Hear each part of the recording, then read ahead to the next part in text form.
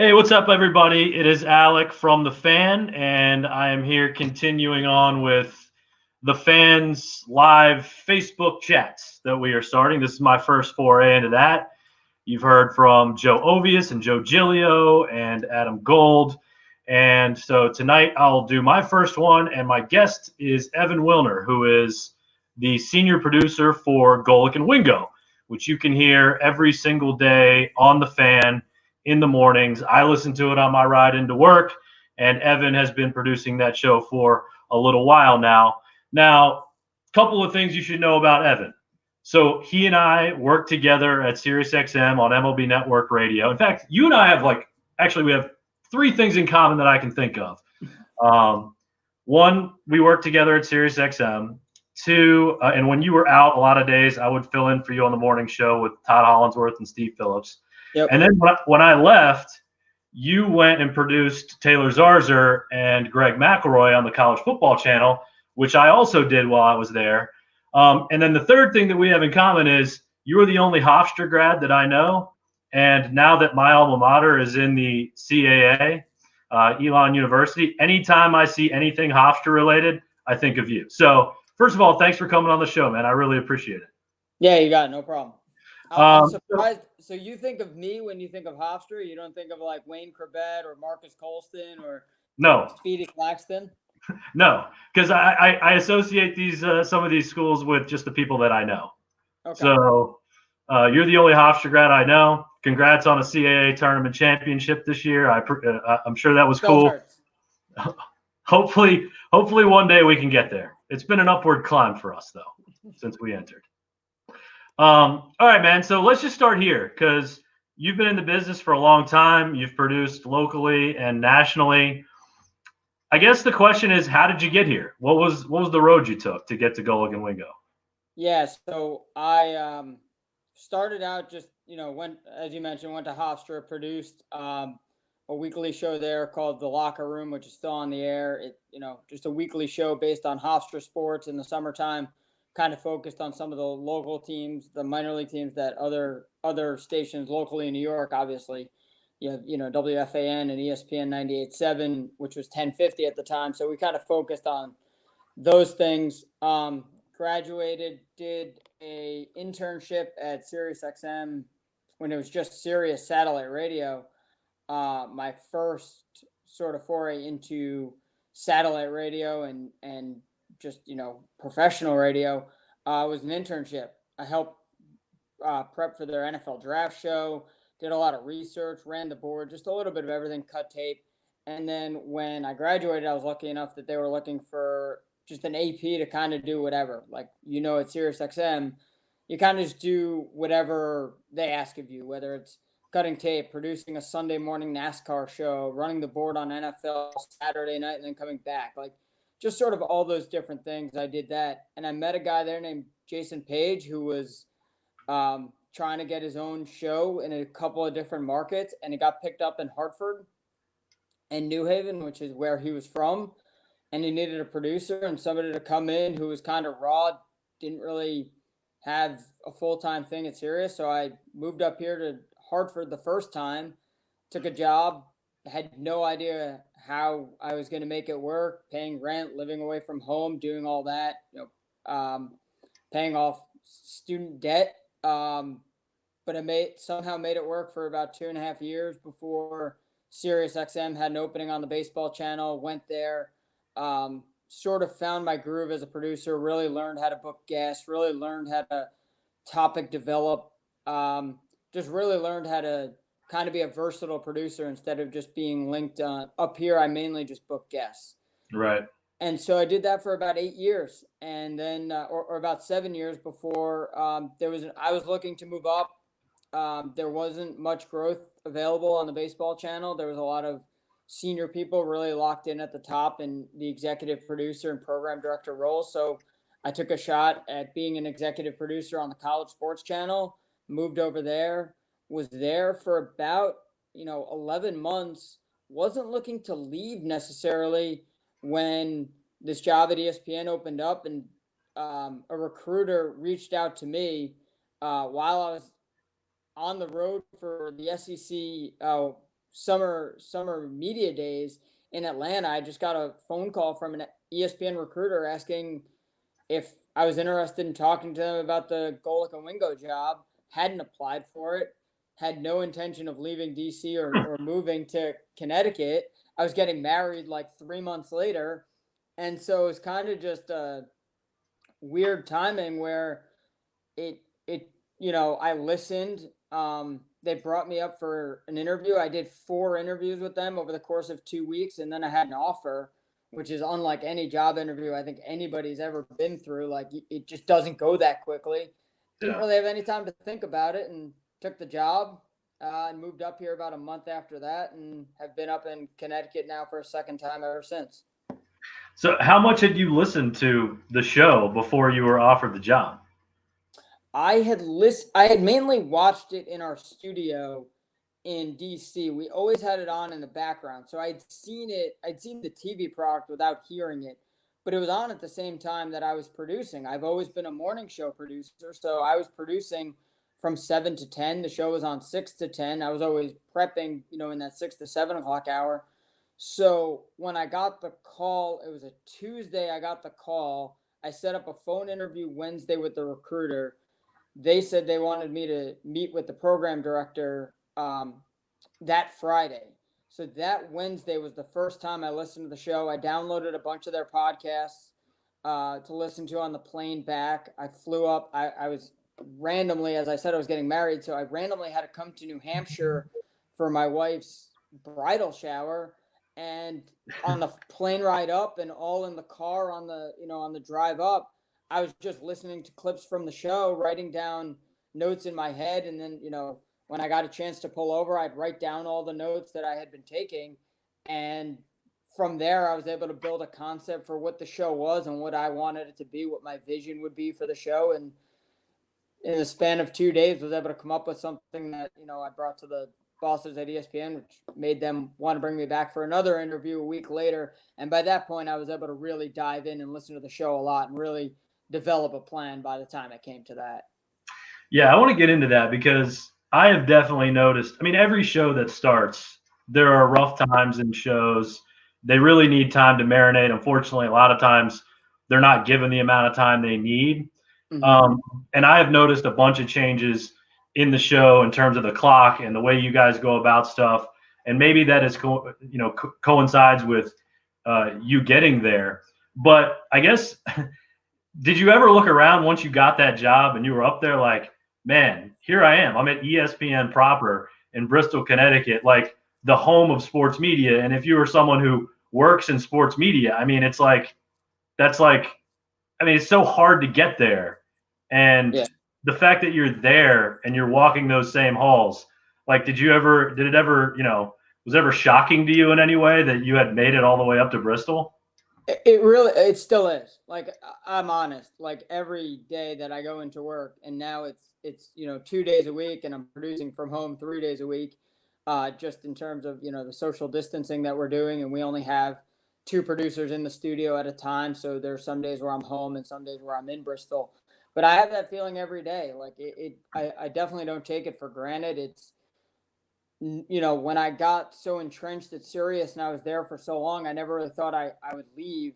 But in the back of growing up as a kid, you always dream of being at ESPN. So when they called, it kind of just, reset my mind to like go back to when I was a little kid and I dreamed of working at ESPN. And, I still have that on a daily basis. Yeah, there's still days where I'm like, wow, I'm working at ESPN, or man, I can't believe this show is on television. Like, that's the other thing about this job is this is my first foray into television at all. I was never a TV guy. I never produced television.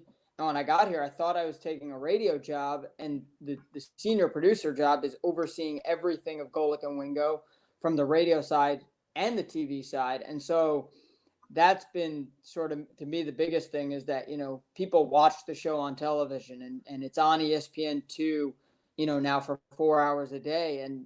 And so, yeah, I still do get that feeling on a daily basis.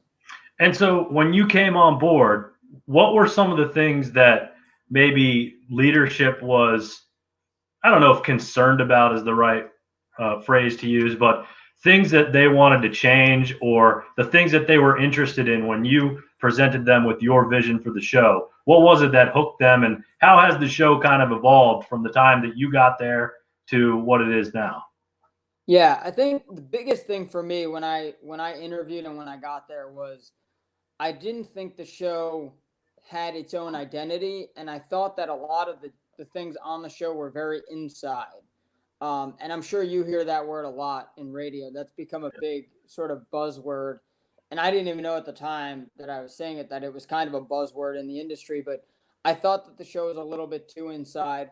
And I thought that it was trying to be too much of the pregame show for the Levitard show, which followed us in a bunch of markets. um, I thought it was trying to be too much of what they were doing, and that it didn't have its own, you know, identity and path. And so when I got there, one of the big things that I wanted to do was make sure that we were our own show, that we had our own jokes, we had our own bits, Yeah. and that we had our own vision and identity. And so those are some things that when I first got there that I wanted to implement. And then as we've grown, I mean, over the last almost 2 years that I've been there, one of the things that we've tried to implement is continuing to grow and continuing to add to the show, continuing to add elements, whether it was on television or continuing to add different feature segments, never getting, complacent with what we had. And then over the last couple of months, the biggest change is that we've gone harder after big name guests. We've pushed newsmakers to join the show. When I first got there, going back to the ESPN thing, I had a Rolodex of ESPN people that were at my disposal. Anyone that would be a big name anywhere else, like an Adam Schefter or an Adrian Wojnarowski or along those lines, those people were at my disposal and I could easily get on. And for me, I just didn't understand that the bar should have been higher than those people as guests. So I think that's the biggest change I would say over the last 4 or 5 months is pushing newsmakers and getting bigger name guests on. And I think we've been doing that really well. Last week's a perfect example with the Masters going on. I think a year ago, I would have just booked a Michael Collins or an Andy North. Instead, this year, going after Joe LaCava and having Tiger's caddy on, or Trevor Immelman, a former Masters champion. So I think that's where we've really improved over the last couple months as a show is the guest booking as a whole has just gone to another level. All right, so you said Adrian Wojnarowski. I say Wojnarowski, but I hear tons of other people say Wojnarowski. What is the correct pronunciation of his last name? Because we have Woj Bomb. We don't have Warge Bomb. It's Wojnarowski. So it's I did not say it correctly the first time. I caught myself. It is Adrian Wojnarowski. I have chastised people for this in the past, and it turns out that I am wrong. Yeah, because the R is after the NAR, but it really in the pronunciation is before the J. So yes, it's one of the harder names to say. So it's kind of like a Krzyzewski type situation. So because you didn't come to the show until like 6 months into the show. So correct. How much was maybe what the show's issues were trying to follow in the footsteps of what was a brand in Mike and Mike? Yeah, I think it was definitely like that's one of the things. Like they didn't want to be Mike and Mike. They didn't want to be the next, they had to be different from Mike and Mike. And I think I was able to come in with a fresh set of eyes and to no fault of anyone on the show. I had a fresh set of eyes. I hadn't worked on Mike and Mike like a lot of the people who are working on Golic and Wingo when it first started. I think they were cognizant and conscious of the fact that they didn't want it to be Mike and Mike continued with Trey Wingo, that they wanted it to be a different show. It was, they wanted it to be more of a radio show. As you remember at the end of Mike and Mike, it was a TV show on radio. And there was, an impetus for this show to be a radio show on television. And so I think that was a big thing when I got there was that they didn't want it to be Mike and Mike 2.0. And they didn't know, there wasn't a way to get it to be Golic and Wingo to where we are now, without borrowing from some of the other shows that were on that weren't Mike and Mike.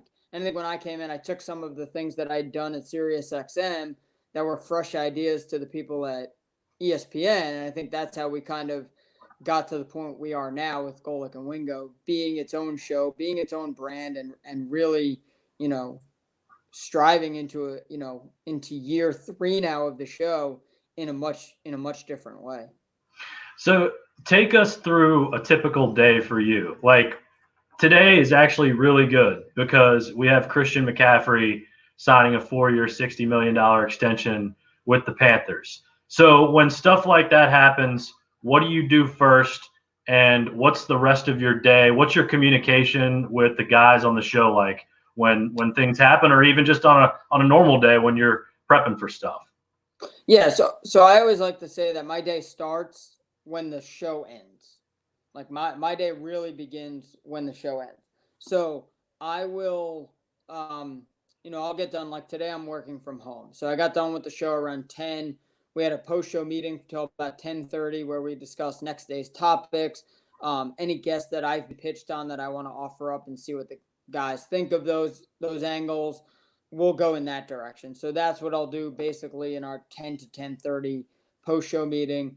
Then about 10:30 to 11:30, I'll meet with our guest booker because I'll take some of those ideas and reach out to our talent producer, who then will book all of our non-ESPN guests. Because it's such a big company, our talent office handles most of the external guests so that we're not doubling up with First Take, Get Up, NFL Live. All those other shows are going after basically the same guests, and we don't want to send 40 requests to the teams. So I'll contact our talent booker. Her and I will meet via phone these days for about 20 minutes, go over guests, and then I'll just start planning ideas for topics for the next day. I'll kind of take a break in the middle of the day. We have 4 other producers besides me on the staff and on the show. I'll let them contribute their ideas to our topics Google Doc before I'll sort of jump in and add my thoughts, because I want to see what other people are thinking. I don't want to, it has to be a collaborative effort. When I was at SiriusXM, it was me and you. It was me and another producer, and that was it. And so I'm trying to make this more collaborative. I want to see other people's ideas before I offer my own. And then I'll go in, I'll add some topics, or I'll just add what I like to call jumping off points for the topics already there. So let's take Christian McCaffrey, for instance. As soon as that broke, I started texting with Trey Wingo, got his thoughts since he's such a big NFL guy. I got his thoughts on the deal right away. I'll add his thoughts to the Google Doc. And then, why our big topic will probably be, why is this running back deal different than every other running back deal we've seen? We've seen Todd Gurley now get cut 2 years after signing that big deal with the Rams. We've seen Zeke Elliott have a down year by Zeke Elliott's standards after signing his big contract. So we're going to get into sort of that angle of it tomorrow, why this deal is different than other running backs deals. And then I'll try to come up with about, 20 different stories that we could take to them in the morning with ideas that could be topics. So today I put a content list together around 3:30 in the morning when I get up. I get up around 2:30. If I have to go to work, it takes me a half hour to get there. So I get in around 3:30. If I'm working from home, I can still get up at 2:30. I just get everything done a half hour quicker to give myself a little bit more time because I'm working from home. Things remotely work slower if I have to log into the network, things like that. So my day, like I said, starts after the show. I'll be booking guests. I'll probably be in the dock until about 8 o'clock at night, go to sleep and, sleep till about 2:30 and then get up, look at what's been added to the dock and then what has broken overnight, put it all together in one Word document and send it out to everybody. Yeah, I think when you mention collaboration, I think it's interesting. It will be interesting to hear how that differs for what you did at SiriusXM, because there are 2 national stages, but I'd be willing to guess they're 2 very different operations. Because at SiriusXM, at least on the sports side of things, everything was basically a remote. So for people that don't understand that, we'd have a host in Florida and a host in Chicago doing a show, and we as producers would be in the studio producing the show from the building in Washington, D.C. Mm-hmm. So for us, when we came up with rundowns, and by the way, we came up with some super detailed rundowns because in that instance, I feel like everyone had to be on the same page, and with everyone working remotely, it was was very producer driven. Mhm. The producers basically came up with a lot of the content that you heard on the show. Whereas now you're working on a live show where everyone's generally in the same place when we're not in the middle of a pandemic. Right. And it's a little bit different. So I'm curious how that changed for you in terms of the way you go about coming up with a rundown. So when I first got there, the rundown that they did was much different from what we had done at SiriusXM. It was basically, just kind of a list of topics, and then because you're there with the producer and the host, the producer and the host are together, you can just print out the stories that you need, and the details didn't need to be added in. I kind of simplified that because that's what I had come from, and I had made a content list where everything's all in the same place. I copy and paste stuff from ESPN.com. I copy stuff from our sports and information packets, and I put it all in one place, and then I send it out, and that's all our content list. It's also grown to become a place where when people add their thoughts on different topics, I can take all of that and put it in one place so the host can read different opinions when trying to form their thought, their take, their idea for a segment. So I still do a rundown, call it something different, in a content list, but I still have started to do that. I guess that it started about a year into me taking over, coming into the show. About a year later, I implemented that kind of content list, and now it's something when we're all working in different places. It's been helpful that we've been familiar with something like that, because it's with everyone in different places, it's helped to have everything in one sort of sheet. The one difference I would say is that we meet for about 40 minutes before the show, from about 5:20 to 6 o'clock, where we discuss those topics. We didn't really do that much at SiriusXM. We did a lot of, here's what we're going to talk about in the first segment, and then in the first break, we talk about kind of what we're going to do in the next segment, and then the next segment, we kind of produced a lot in show because it was a morning show with people in different places. This, we kind of map out the show a little bit more leading into it. I get an idea of what the hosts want to talk about. And then I also, one thing that we do is we repeat a lot of things that we didn't do at SiriusXM. We would do one topic at the beginning of the show, and unless it was breaking news or we had a guest on it, we didn't really repeat it. We try to repeat the big stories once an hour, and that's a big difference. Is that when we're mapping out the show, we do. Today we started the show with NBA, the Brian Windhorst comments about the 25-day ramp up. Yeah.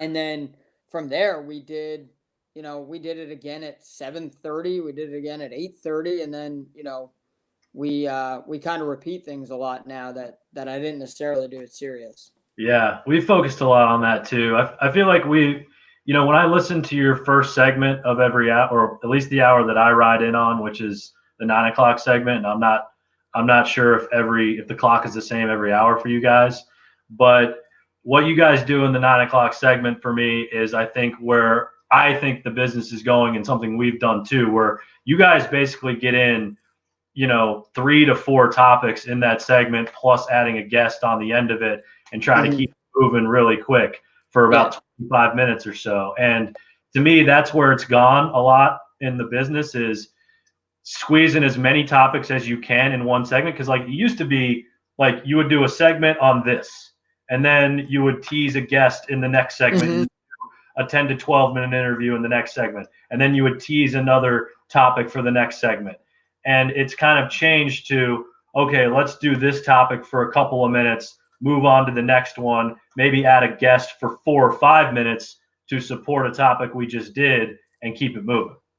Yeah, and the one thing we've added with no sports going on is, for the first time, we've taken live phone calls, and it's been a big, and it's been really helpful to have that, because it's allowed us to carry topics further because we're hearing from different people, but it's also allowed us, during a time of like getting closer and getting to know people better, it's allowed us to get to know our audience and build that intimate relationship that a radio show should have with its audience. And it's a little different in local with taking phone calls, and I'll be the first to admit I was not on board at first with taking live phone calls on this show.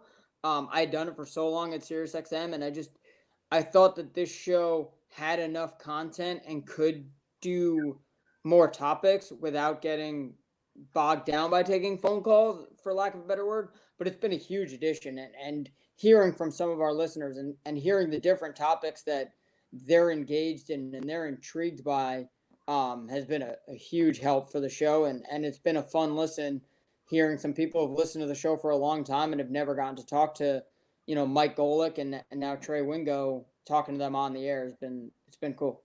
Yeah, that was one other thing that I had noticed as well recently. You guys doing. I mean, calls are always a dicey subject with people that are in the business. Right. And I think the main thing with them is if you can corral them into one place. Like, again, just hearkening back to old school sports radio, a lot of time was very collar driven, where the topics they came from the callers, and you would just go in whatever direction they wanted to go in. And over time, I think we've evolved to corralling them into one place. Here's the topic. If you want to call in on that, cool. If not, we'll take your call some other time on something else. But I have noticed that you guys have done that. And that's the big thing we said. That was one of my biggest sticking points. I said, if we're going to take live phone calls for a show that's never done it before, we need to do one topic a day that's caller driven. Right. Like, we can't do open phones, because I feel like that's when the callers start to dictate the content a little too much, and you start to produce your show towards what the callers want and maybe not what the broadest set of the audience wants. And so we've had in our Google Doc where we come up with topics, every day at the top we put live calls topics, and we work down from there. We try to base it on something going on in sports, or ESPN's been re-airing a lot of old games, classic games. Like last week they re-aired the Miami Spurs game where the fans left early. Yeah. And so we did as our caller topic that day, what event do you regret missing? It could have been you fell asleep on the couch, you left early, you had tickets but decided not to go. And so we've been trying to use those things to generate our call topic so that it's not just, a generic sports radio topic. All right, last couple of minutes with you, Evan Wilner from Golic Wingo. I'm not sure if I'm supposed to reset like radio or not here. The first time I've done it, so I've done a poor job of it if it is something I'm supposed to do. Who is the least likely of the talent? Because now at this point, I think it's Golic Wingo and Golic Jr. a lot of times. Who's the worst one on the text line? What are you guys using? Just WhatsApp? Do you use a WhatsApp? Or are you on a normal text chain or whatever? Which of the three is the least likely to respond back in a timely manner? I'm gonna be honest, they all respond pretty quickly. I would say that Mike Golic is the most likely to respond to 3 texts ago. But I'm probably to blame for that, because I don't have an iPhone, so my texts don't come on an iMessage, so I don't know if they're being delayed in being sent, but they're all pretty good about getting back to me at a reasonable time, especially when it comes to a guest. If I ask them, in a text, hey, do you guys want this guest for tomorrow? They get back to me pretty quickly about that. But I would say Mike's the most likely to respond to a text from 3 texts ago. How often will they say, no, Evan, that's a bad idea, we're not doing that? They won't ask. I've never heard that's a bad idea. I've heard no on guests, and generally their reasons for not wanting guests are pretty understandable. What I will hear a lot is why. I get and yeah. Sure, if I'm telling you to talk about something and you're putting your name and your reputation on the line because I'm telling you that we should talk about a certain topic, I will get why a lot. And then it's my job then to sell them on why I think this is a good topic. So I think it's important for me to not get frustrated when I'm asked why, and I've started to already, if I'm going to suggest a topic to them, I already know the why. I know that question's coming and I know the why. if I want to do a topic now that I don't necessarily know ahead of time, Mike Golic and Trey Wingo are going to be in favor of, but I think maybe Mike Golic Jr., because he's younger and thinks similarly to me, will like it. Mike and I will talk ahead of time, and I'll let him sell them on why it's a good topic, or I'll let him suggest the topic. And 99 times out of 100, if it comes from Golic Jr., it'll get on the air. You've led me to one more spot. I got a couple more questions for you real quick. Sure. How much does Golic Jr. still fight you're just there because of your dad, and he's been there for a long time? And what do you think his potential is? Because I think he's really good. So internally, that is not a fight he has to battle at all. Right. On the show within ESPN, he doesn't have to fight that one bit with us. But we see it on social media, and he leans into it sometimes. You'll hear him, say, for instance, we talked about Kyle and Chris Long joined us on the same day, and we talked about, how they're like probably the greatest defensive football family there is, or the greatest lineman family between Kyle, Chris, and Howie. And, at the end of the interview with Chris, great to talk to Chris and Kyle today. Isn't nepotism a great thing? And so he kind of leans into it. Yeah. But we still hear it on Twitter, but he's strong-willed, and he's so good, and he thinks so differently than a lot of hosts that I've ever worked with, that I think when I first started, he definitely thought about that a lot more than he does now. And now he just, he's more of his own person. I think he's less in his dad's shadow than he probably was 4 years ago when he first started doing shows at ESPN Radio. So I don't know how much he has to fight it, except for on social media. And then, on social media, you're fighting a lot of other things as well. All right. Maybe this is too inside, but I should let people know that SiriusXM, in my opinion, had a tremendous cafeteria. I always was in there for lunch after shows. It was always like freshly made, like you could get like salmon and just great food up there in the cafeteria. So, how does the SiriusXM cafeteria compare to the ESPN one? Have you ever ordered the chicken curry? And how's the coffee? Because if you work in radio, you drink tons of coffee. So I'll work backwards. We have a Starbucks on campus, so the coffee is really good. Because you and I always had tons of problems with the machines. Yes. XM would often break down where you would just basically get brown water. Yep. So we have machines; they work pretty well, but the Starbucks on campus has been clutch. They open at 6, so I get my first cup at 3:30 from the machine, and then I walk down and I get Starbucks in the first break at 6:15, and that's my coffee intake for the day. I'm not a curry fan, so I've never had the chicken curry, and the cafeteria at ESPN is the greatest thing about working at ESPN. It is. Think about a airport or mall food court. Yeah. In your office building, like it has everything. You can get salad, you can get pizza, you can get burgers, they have a deli. On Mondays they have sushi.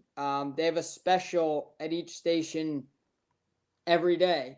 So the cafeteria is by far the best thing about working at ESPN. Awesome. Evan Wilner, senior producer, Golic Wingo. Thanks so much, man. I really appreciate it. It was good catching up with you. We'll be listening down here in Raleigh. And best of luck to everybody up there. Cool. Thanks, Alec. Appreciate it.